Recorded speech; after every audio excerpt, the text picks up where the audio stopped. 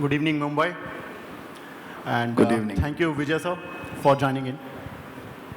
विजय sir, जब भी आपका नाम याद आता है तो दिमाग में अलग अलग तरह के मिड कैप्स आते हैं। हमारे जो इन्वेस्टर्स हैं, जो हमारे ऑडियंस हैं, वो ये सोचते हैं कि जो मल्टी बैगर बनते हैं वो तो विजय सर ही बनाते हैं। लेकिन विजय सर की जर्नी में बहुत सारे सॉन्ग भी आ जाते हैं जब मार्केट चलता नहीं है। सर, आजकल 18 मंथ से हम देख रहे हैं कि मार्केट तो चल नहीं रहा है, और specially mid cap small cap, and हमने इतना ज़्यादा मतलब जो एक स्लो डाउन कह सकते हैं मिड कैप स्मॉल कैप में नहीं देखा। हमने 2008 में भी देखा था, तो जनवरी 2008 में गिरा था, एंड मार्च 2009 से मार्केट रिकवर होना शुरू हो गया था। कोविड के समय भी हमने 3-4 महीने का ही डाउनफॉल देखा, लेकिन इस बार थोड़ा ज़्यादा लंबा हो गया। सर, सॉन्ग ज़्यादा आ रहे हैं दिमाग में या मिड कैप आइडियाज़? नहीं, अभी तो आवाज भी नहीं आ रही है, अभी तो आइडिया से बात है। तो ठीक है सर, अभी मिड कैप की स्थिति देखते हुए सॉन्ग ज्यादा दिमाग में आ रहे हैं या आइडियाज ज्यादा दिमाग में आ रहे हैं? मतलब आप ट्रम्प साहब को थैंक यू बोलेंगे कि इस तरह की सिचुएशन क्रिएट कर दी है कि मार्केट में चीजें सस्ती हो गई हैं, या आप सस्ती चीजों को देखकर थोड़ा लग रहा है कि सॉन्ग ही बना लें, सॉन्ग गा लें, थोड़ा सा दिल खुश कर लें? नहीं, मैं इसका जवाब दूसरी तरह से देता हूँ। पहला बात तो जो आपने बताया कि वो मल्टी बैगर ध्यान में आते हैं, कई ऐसे शेयर्स भी मेरे पास है जो बेगर हैं, जो वो बैगर्स नहीं हैं, तो वो लोगों को मालूम नहीं है, या मालूम नहीं है, लोग भूल जाते हैं उनको। तो ऐसा कोई ज़रूरी नहीं है। वो सक्सेस रेट जो है वो 10 में से 5-6 की है। 1-2 जो हो संजोग से कुछ ज़्यादा बढ़ जाते हैं, तो पूरा बुके है जो सही सही लगता है। और जहाँ तक मार्केट का सवाल है, तो ये जो 3-4 साल जो कोविड के बाद में मार्केट जो बूम हुआ, तो मैंने 2024 में एक गाना लिखा था, उसकी मैं खाली 4-5 पंक्तियां आपको सुना देता हूँ। वो ये था, लोगों को वार्न करने के लिए लिखा था मैंने, कि उस समय आपको ध्यान होगा, मैं एक इवेंट में गया तो एक आदमी खड़े होकर मेरे को पूछ रहा है कि सर, मेरा तो जो पोर्टफोलियो है वो खाली 25% का CAGR दिया है मेरे को, और मेरे दूसरे दोस्तों का तो 40% हो गया, 45% हो गया। तो वो मायूस था वो। तो मेरे को उस दिन समझ में आया कि मार्केट डूबने वाला है, क्योंकि भाई तुम्हारा 3 साल में पैसा डबल हो रहा है। और फिर लेकिन वहाँ पर तो मैंने एक गाना लिखा था कि जहाँ जहाँ आजकल मैं पाँव रखता हूँ, जहाँ जहाँ आजकल मैं हाथ रखता हूँ, वहीं वहीं डबल ट्रिपल मैं कर लेता हूँ। रोज रोज सोचता हूँ क्या नया मैं लूं, कोई भी बता दे कुछ भी जाने नहीं दूं। तो मैंने लिखा, संभल संभल के यहाँ पे पाँव रख तू, सालों की कमाई मिनटों में हो जाती छू। तो एक्चुअली वो वही हुआ। तो ये मार्केट का उतार चढ़ाव जो है, ये यहाँ का क्रम है। मेरे ख्याल से अभी जो ये हो रहा है, ये कुछ नया नहीं हो रहा है। हमारी एक्सपेक्टेशन इतनी ज़्यादा हो गई थी कि पैसा 3 साल में डबल हो रहा है, तो यहाँ पर लोगों को रोज पैसा डबल करने का, हर महीने डबल करने का है। तो मार्केट इस तरह चलता नहीं है मार्केट। तो अभी का ये जो मार्केट है, और ये जो नए लोग जो आए कोविड के बाद में, जो आए 21, 22, 23, 24 में जो आए, उनके लिए अगर वो टिके रहते हैं अगर, तो मेरे लिए लगता है उनके लिए अग्नि परीक्षा का टाइम है। अगर इस स्थिति से निकल जाते हैं ठीक से, अपने आप को बचा के, तो वो एक परिपक्व निवेशक के रूप में उनका नया अवतार होगा। और तो ये यहाँ का स्टोरी है, ये हमेशा ऐसे ही होते आया है। तो अब वो तो आपको झेलना पड़ेगा। वो जैसे सर्दी, गर्मी, धूप, छांव, सुख दुख जिस तरह जीवन में है, उसी तरह शेयर बाजार का क्रम है। ये आपको प्यार से आप इसको झेलिए या रोके झेलिए। तो हाँ कर या ना कर, तू है मेरी किरण, तो ऐसा है वो। सर, ये डोनाल्ड ट्रंप के बारे में कुछ कहना चाहेंगे? क्योंकि इन्होंने बहुत सारे स्टॉक सस्ते करा दिए हैं इन लास्ट 18 मंथ्स। तो रोज हमें लगता है कि हम सोचते हैं कि अनसर्टेनिटी को बाय करना होता है हमें। ये हमने रूल सुना था, हमेशा फॉलो भी किया बहुत सारे लोगों ने, कि buy uncertainty and sell the certainty when you feel कि मार्केट बुल रन में चल रहा है, तो उस समय अपना पोर्टफोलियो में प्रॉफिट बुक करते जाओ। अभी डोनाल्ड ट्रंप ने जो सब कुछ किया है अनसर्टेनिटी का, कभी टैरिफ आ जाता है, कभी उनका जियोपॉलिटिकल रिस्क आ जाता है, और बहुत तरह की चीज़ें उनके साथ चलती रहती हैं। सर, ये अपॉर्चुनिटी है या ये लगता है कि आपको कि नहीं, अभी थोड़ा रुक कर चलना है? तो मैं इसका जवाब वापस कुछ गाने की लाइनों में दे देता हूँ जो मैंने लिखा था। तो वो उस लाइन की दूसरा अंतरा स्टैंजा उसका ये है ट्रम्प के लिए, कि अच्छा हुआ तुमने हमको उठाया, हमने भी सोई शक्ति को जगाया, अब हम नए रास्ते ढूंढ लेंगे, विकसित भारत का अब टाइम आया। 2047 तक जाकर भारत को नंबर 1 कंट्री बनाकर ही हम लेंगे सांस। रचना है फिर इतिहास, रचना है फिर इतिहास। वाह, क्या बात है। तो अब जहां तक ट्रंप का सवाल है, मेरे को पर्सनली मेरी कोई औकात नहीं है, लेकिन मेरे को ट्रंप से कोई शिकायत नहीं है। उसको जो समझ में आ रहा है उसको अपनी कंट्री चलानी है। हर नया लीडर आता है एक नई सोच के साथ में आता है, पुराने पैटर्न को तोड़ता है, एक नया पैटर्न आजमाइश करता है, कभी फेल होता है, कभी उसमें पास हो जाता है। आज उसके पास में पावर भी है, उसके पास में और पैसा भी है, उसके पास में सपोर्ट भी है। कभी कभी आदमी ओवर कॉन्फिडेंस में इतना ज़्यादा ओवर कॉन्फिडेंट हो जाता है कि अपनी कब्र खुद खोद लेता है। तो मैं ये ट्रम्प के लिए नहीं बोल रहा हूँ, एक जनरल ये होता है। हाँ नहीं, मेरी वीज़ा अभी कैंसिल हो जाएगी भैया मेरे का, तो मैं उसके लिए नहीं बोल रहा हूँ। लेकिन हर जगह ऐसे देखा गया है, दुनिया में जो तानाशाह हुए हैं वो ऐसे मद में आ जाते हैं कि वो भूल जाते हैं। तो फॉरगेट अबाउट दिस बोलकर मेरा उनसे कोई ये नहीं, उसको जो अपने कंट्री के लिए समझ में आ रहा है कि शायद मेरी कंट्री के लिए अच्छा है, ये कि आप अपने आप को सक्षम बनाइए ना। आप क्यों उस पर डिपेंडेंट हो रहे हैं? आप उस पर क्यों डिपेंड कर रहे हैं कि मेरे को ये छूट देगा, मेरे लिए करेगा? चाइना तो नहीं डर रहा है ना, आप ही क्यों डर रहे हैं? तो इसका मतलब अपनी कमजोरी खुद अपने गिरबान में झांकिए। यह टाइम है अपने आप को खुद की समीक्षा करने का और खुद को सबल बनाने का। बिल्कुल ठीक बात है। सर एक चीज़ और, क्योंकि हमने आपको देखा कि हमेशा ही आपने मिड कैप स्मॉल कैप में ज़्यादा इन्वेस्ट किया है। लोग बोलते हैं कि जो लार्ज कैप में जब हम इन्वेस्ट करते हैं तो वी शुड बी रेडी कि किसी भी दिन स्टॉक मार्केट में कोई क्रैश आएगा तो 10 to 20%। हम लोग में ऐसे तेजी की बात बोलते हैं, जब कोई गिलास विलास गिरता है ना तो मार्केट में बोलते हैं तेजी आने वाली, तेजी वाली, गिलास गिर गया। So that's a big signal today. इसका मतलब नहीं गरिया के जोर से खुद तोड़ देने का। सर आज बहुत सारे लोग यही करने वाले ट्रायल में। इट्स ओके सर, तो ये बताएं, इट्स ओके सर, ये बताएं कि जैसे हम 10 to 20% फॉल के लिए तैयार होते हैं ब्लू चिप्स में, तो हमें मिड कैप स्मॉल कैप में कितने % फॉल के लिए तैयार रहना चाहिए? बिकॉज आपने तो बहुत सारे बेयर रन देखे हैं, उसमें देखा है कि बहुत सारे स्टॉक्स 30 to 50% डाउन हो जाते हैं। अभी मैं जितने भी लोगों से बात करता हूँ वो बोलते हैं कि निफ्टी तो गिरा नहीं है, Nifty is down just 5% hardly from their highs, but the point is कि उनके mid cap small cap portfolios are down somewhere around 30 to 50%। Sir उन लोगों के लिए क्या मंत्र है? नहीं, इसके लिए आपको डेटा देखना पड़ेगा, खाली एक तरफा देखने से आपको नहीं होएगा। आप ये देखिए कि 21 से 24 के बीच में इंडेक्स कितना बढ़ा, या लार्ज कैप कितने बढ़े, और स्मॉल कैप और मिड कैप कितने बढ़े। तो लार्ज कैप और मिड कैप अगर डबल होते हैं तो स्मॉल और मिड कैप 4 गुना, 5 गुना, 6 गुना हो जाते हैं।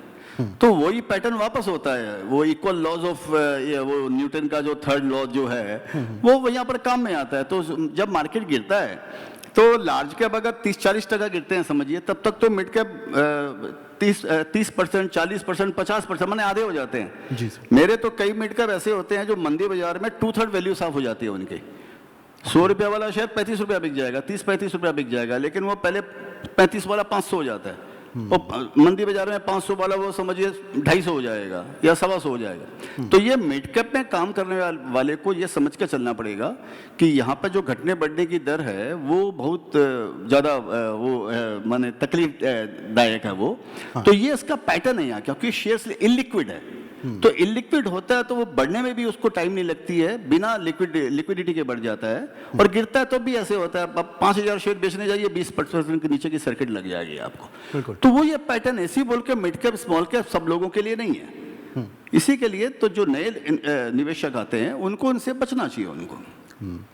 सर ज़्यादातर इन्वेस्टर से जब भी बात होती है तो वो बोलते हैं कि एक ही शिकायत करते हैं कि मैं स्टॉक लेता हूँ और उसी दिन से नीचे गिरने लगता है। आपके साथ भी कभी ऐसा हुआ है कि जब आपने स्टॉक लिया, वैसे तो आपके नाम सुनते ही स्टॉक जब मार्केट में खबर आती है तो स्टॉक मार्केट में वो स्टॉक इन पर्टिकुलर चलने लगता है, लेकिन पहले आपने कभी ऐसा फील किया कि कोई स्टॉक आपने लिए और वो नीचे गिरने लगे तो उस समय आप अपनी स्टडी को रिवाइज करते हैं, कन्विक्शन के साथ कैसे टिके रहते हैं, या उस स्टॉक से निकल जाते हैं? नहीं, ऐसा है कि मेरा एक कोट है सर कि दुनिया में 2 आदमी को टॉप और बॉटम मालूम है, एक तो गॉड को और दूसरे लायर को। इनको मालूम है कि कब टॉप बनेगा कब बॉटम बनेगा, बाकी दुनिया में किसी को नहीं मालूम है। तो मेरे को भी नहीं मालूम है। तो मैं कोई भी शेयर्स लेता हूँ तो मैं ये समझ के लेता हूँ कि सपोज कोई भी भाव मैंने लिया और समझिए ऊपर से वो करेक्ट होके भी आया होगा, 30-40%, 50% चला भी गया होगा, 1/3 वैल्यू रह गई होगी जो मैं बताया, उस समय भी अगर मैं लेता हूं तो मेरे मन में ऐसा रहता है कि ये शायद यहाँ से भी 20-25% गिर जाएगा। मैं कभी कोई शेयर लेते समय ऐसा नहीं समझता हूं कि ये बॉटम है। मैं बॉटम पकड़ने की ट्राई कभी नहीं करता हूं, मैं ये मान के चलता हूं कि यहाँ से 20% चला जाएगा। और दूसरी बात ये है कि जो मैं करता हूं जरूरी नहीं है कि सबके मानसिकता के साथ में वो बैठे। मैं कभी अगर मिड कैप में स्मॉल कैप में शेयर्स लेता हूं तो मैं उसकी वैल्यू काउंट नहीं करता हूं, क्योंकि मैं अभिमन्यु के जैसे हूं। घुसना मेरे को आता है, निकलना मेरे को नहीं आता है। तो मिड कैप का पोजीशन ये है कि मेरी पोजीशन भी थोड़ी ठीक ठाक रहती है, परसेंटेज में रहती है, तो मैं ले तो लूंगा मेरी मर्जी से, लेकिन निकलना मेरी मर्जी से नहीं होएगा, क्योंकि लिक्विडिटी नहीं है उसके अंदर में। तो आप किसको अर्जुन मानते हैं फिर? अर्जुन किसको मानते हैं सर? नहीं, अर्जुन तो मैं यूं सीख रहा हूं।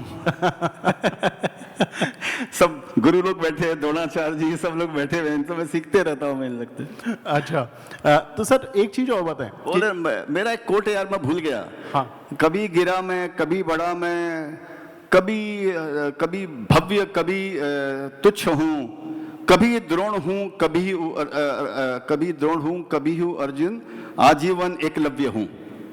ऐसा एक कोट है मेरा। कभी गिरा मैं, कभी बड़ा मैं, अभी याद आ गया मेरे को। कभी चैट जीपीटी की बत्ती जल जाती है कभी, कि कभी गिरा मैं, कभी बड़ा मैं, कभी द्रोण, कभी गिरा मैं, कभी बड़ा मैं, भूल गया अभी, कभी तुच्छ, कभी भव्य हूँ, कभी द्रोण हूं, कभी हूं अर्जुन, आजीवन एकलव्य हूं। यह है। क्या बात। विजय सर, एक चीज जो अक्सर हमारे इन्वेस्टर से जब बात होती है तो वो बोलते हैं कि सर लक बहुत बड़ा मायने रखता है जब हम स्टॉक मार्केट में एंट्री करते हैं। अगर मैं आपसे पूछूं एज एन इन्वेस्टर कि आपने क्या फील किया, कन्विक्शन ज़्यादा काम आती है, लक ज़्यादा काम आता है, या एग्जीक्यूशन ज़्यादा काम आता है? रेशो क्या होना चाहिए सर? तो मैं सही बात आपको बोलूँगा कि मेरे को लोगों को नहीं मालूम है कि मेरी ज़िंदगी में तो मालूम नहीं मैथमेटिक्स में कैसे बोलते हैं, 150% लक है मेरी लाइफ के अंदर में। मैं इसका एग्जांपल देता हूँ कि इतनी गलतियाँ मैंने की है, इतनी बेवकूफ़ियाँ मैंने की है, आज भी मैं कर रहा हूँ। जो सीखा है, समझिए 10 चीज़ें सीखी है, 10 चीज़ों को सीखने में 10 साल 20 साल लग गए, उनमें भी 1-2 इम्प्लीमेंट हुए, 8 भूले आज भी मैं करते रहता हूँ। उसके बावजूद भी अगर मैं आपको इंटरव्यू देने के लिए यहाँ पर आया हूँ तो ये मेरा 50% वो गलतियों को हटा दे तो 100% लक हो गया मेरा। तो मैं तो ऐसा मानता हूँ लक है मेरे लिए, तो क्योंकि जो पढ़े लिखे लोग हैं उनकी विद्या उनके लिए लक है। ऐसा भी होता है, जो चीज़ आपने ज़िंदगी में सीखा है आपके लिए वो लक का काम करता है। वो एक बात मैंने और इस बारे में ऐड करना चाहूँगा जो मैंने देखा है कि लक आपकी रक्षा करता है। समझिए आपने कोई भूल कर दी और आप उस भूल से बच गए, तो वो आपका लक है। जैसे हम बोलते हैं कि अरे यार मैंने तो ऐसे किया लेकिन फिर भी मैं बच गया, तो आप भाग्यशाली थे, आपका लक ने आपको सहयोग दिया। दूसरी बार वही लक आपकी रक्षा नहीं करेगा, क्योंकि पहली बार उसने आपकी रक्षा कर कर आपको एक सबक दे दिया, या आपको एक वेपन दे दिया, या आप एक सिद्धांत बताया उस लक ने। अगर आप उससे नहीं सीखेंगे तो दूसरी बार वो लक काम नहीं करेगा आपका। तो ये एक लक की परिभाषा ऐसा भी जो मेरे को समझ में आता। सर आपने मिस्टेक्स की बात की, इन्वेस्टर्स भी बहुत सारी मिस्टेक्स करते हैं, हम लोग सभी मिस्टेक्स करते रहते हैं। आपने ऐसी कौन सी मिस्टेक्स इनिशियल ईयर्स में की थी या अभी रिसेंट में जिनसे कि आपने लर्निंग्स ली कि हाँ ये मिस्टेक मुझे नहीं करनी चाहिए थी? नहीं, मैं सच पूछे तो मेरे को ऐसे नहीं लगता है कि ऐसे तो आप जिंदगी भर अपने आप को कोसते रहिए कि मैं तुम होती तो लर्निंग भी बता दीजिए, लर्निंग भी बता दीजिए उनके साथ। लर्निंग नहीं, लर्निंग ये माने कि जैसे कभी कभी ऐसा भी होता है मार्केट के अंदर में कि एक ही चीज के अलग अलग परिणाम मिलते हैं। सपोज मैंने ये डिसाइड किया कि मैं लॉन्ग टर्म इन्वेस्टर हूं और मैं कब शेयर्स को बेचूंगा मेरे को नहीं मालूम। ऐसा मैं फॉलो करता हूं कि मेरे को कोई पूछे कि आप ये शेयर्स लिया है, ये इसको बेचेगा कब, तो मेरे पास में कोई प्राइस टारगेट नहीं है, मेरे पास में कोई टाइम टारगेट नहीं है। मैं यूजुअली ऐसे लेता हूं कि मालूम नहीं इंडेफिनिट पीरियड के लिए मेरे को होल्ड करना है। ये हो सकता है कि बाद में मैं 6 महीने बाद मेरा माइंड चेंज हो जाए, कोई कारण से कुछ ऐसे चेंजेज हुए उस इंडस्ट्री में, तो शायद मेरा माइंड चेंज हो जाए 6 महीने बाद। ऐसा हो सकता है, जनरली हुआ नहीं है लेकिन हो सकता है ऐसा। लेकिन इस पद्धति के पीछे कि मेरे को बेचने का नहीं है, इसमें मेरे को ऐसे ऐसे शेयर्स भी हैं कि जिनके अंदर में अगर मैं डिविडेंड जोड़ूं तो मेरे को 16,000 गुना रिटर्न दिया मेरे को 17 साल के अंदर में। 16,000 टाइम, ये ऑन रिकॉर्ड है ये। अगर मैं उसका डिविडेंड जोड़ लूँ, इसका मेरे को प्रॉफिट हुआ, तो one idea can change your life. इसी पद्धति पे अगर मैं जाता हूँ तो मेरे ऐसे भी शेयर्स हैं जो पिछले 5 साल के अंदर में मेरे को 0 रिटर्न दिया। एक बार बढ़े खूब, मैंने बेचा नहीं उनको, वो वापस वहीं के वहीं आ गए 5 साल में, और 2020 कोविड के पहले के भाव में आज भी खड़े हुए हैं। तो इसका मेरे को अपॉर्चुनिटी कॉस्ट बहुत बड़ा हो गया। तो इससे मैंने क्या सीखा मेरे को नहीं मालूम है। एक चीज मैंने सीखा, अपने प्रिंसिपल पे खड़े रहने का, उसको चेंज करते रहने का आप, और सीखते रहने का, समय के हिसाब से, ट्रेंड के हिसाब से, फैशन के हिसाब से, जो कल्ट जो चेंज हो रहा है उसके हिसाब से सीखते रहने का। बाकी कभी उसका गलत परिणाम मिलेगा, कभी सही मिलेगा, तो चलते रहता है, जिंदगी है। सर, आपकी कभी टीम ने बताया कि जो आपने जो जैसे हाई पर आपने देखा कोई किसी स्टॉक को और फिर आपने लो पर आते हुए देखा, जैसा आपने बताया कि 5 साल में बहुत सारे स्टॉक्स को आपने चलते हुए देखा आपने, और फिर वो नीचे आ गए तो आपने उनको 0% रिटर्न पर मतलब आते हुए देखा। अब अगर ये जो वॉलेटिलिटी है, अगर आपने इसको प्ले आउट किया होता तो आपका रिटर्न, आपकी टीम ने कभी बताया कि और ज़्यादा होता या कम होता? ये क्या एक्सपीरियंस है सर? सर वो तो ऐसा ही है कि मतलब मैं और मेरी तनाई अक्सर ये बातें करते हैं, तुम होती तो ऐसा होता, तुम होती तो वैसा होता। तो कैसा होता इसका कभी कोई उत्तर नहीं मिलने वाला है। अगर मेरा माइंड वैसा ही अगर रहता तो 16,000 गुना वाला मेरे को रिटर्न नहीं मिलता। और वही ऐसा शेयर्स है जो 3 बार मेरी लाइफ के अंदर में 2/3 उसकी वैल्यू साफ हो गई। 2/3 जो मैं उसके पहले एग्जाम्पल दिया, तो 2/3 वैल्यू उसकी साफ हो गई। तो बात यह कि इसका उत्तर आपको कभी नहीं मिल सकता है। तो चुपचाप चलते रहिए, जर्नी को एंजॉय कीजिए, वर्क इन प्रोग्रेस। और बाकी हर चीज़ों के बाद में मेरा एक कोट है sir, stock market is a place to regret. यहाँ पर जिंदगी भर आपको रिग्रेट ही होने हैं। अगर आप रिग्रेट पर ध्यान देंगे, मैं ले लिया तो गिर जाएगा, गिर गया तो मैंने क्यों लिया, अगर नहीं लिया तो बढ़ गया तो मैंने कमती क्यों लिया, और कम लिया तो मैं जल्दी क्यों निकल गया, ये सब चीज़ों के उत्तर आपको मिलने के लिए हैं। तो इस बोलकर एक अपना प्रिंसिपल बनाइए कि मेरे को इस पर चलना है, कभी उस पर गलत होगा, कभी आप सही होगा। ओवरऑल आप देखिए, आप सही दिशा में अगर जा रहे हैं तो ठीक है sir. Coming back to the market sir, इस समय जो रिस्क चल रहा है, वी ऑल नो कि ईरान, अमेरिका, इजराइल वाला जो वॉर चल रहा है, इसकी वजह से जो क्रूड ऑयल के प्राइस में स्पाइक हमने देखने के लिए मिला कि $100 के क्रॉस कर चुका है। 119 भी अभी परसों तरसों लगा था, एंड देन अभी वो डाउन होकर 80-90 तक आया, एंड देन अभी 100 के आसपास ओवर कर रहा है। सर, क्या लग रहा है आपको इस डायनेमिक में इंडिया को अपॉर्चुनिटी है अपने आप को और एक्सप्लोर करने की, या कोई पर्टिकुलर सेक्टर्स को, या आपको लग रहा है कि ये अभी वॉर चलेगा तो हमारे लिए थोड़ा सा नेगेटिव रहेगा, या अभी एक थोड़ा शांत पीरियड रहेगा? तो इसका उत्तर तो भगवान के पास में कि वॉर कब ख़त्म होगा ये शायद ट्रम्प को भी नहीं मालूम है, मेरे को मालूम नहीं है वॉर कब ख़त्म होगा। और जब तक ख़त्म नहीं होगा तब तक थोड़ी वॉलेटिलिटी तो इसमें रहने वाली है मार्केट में, और क्रूड का भी ऐसे ही चलती रहेगा। तो गीता हमको यही सिखाती है कि जिस चीज़ का उत्तर नहीं है उसके बारे में ज़बरदस्ती दिमाग लगा के फ़ायदा नहीं है।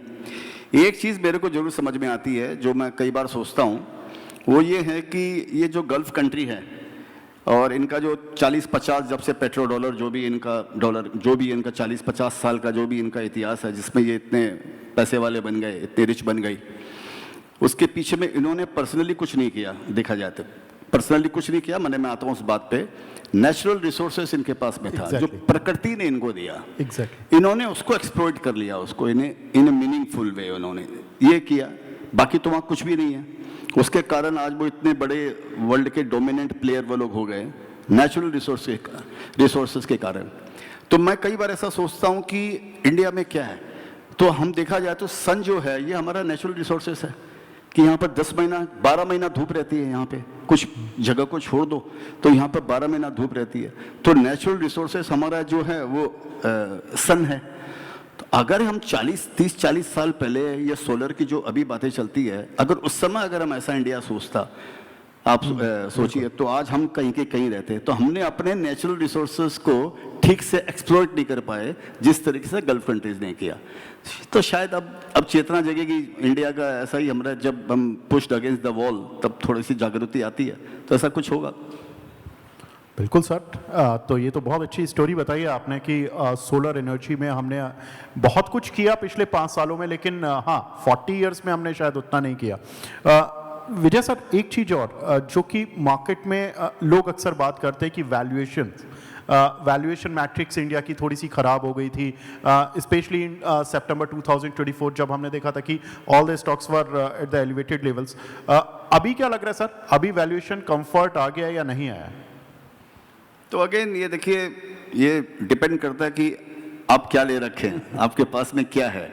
क्योंकि ये 6000 स्टॉक्स की बातें हम कर रहे हैं, 6-7 हज़ार शेयरों की बातें कर रहे हैं, और उनका एक मैट्रिक्स नहीं होता है। एक बात पक्की, इस मार्केट के अंदर में जो इंडेक्स जो है, ये आपका ओवरऑल मार्केट का बैरोमीटर नहीं है।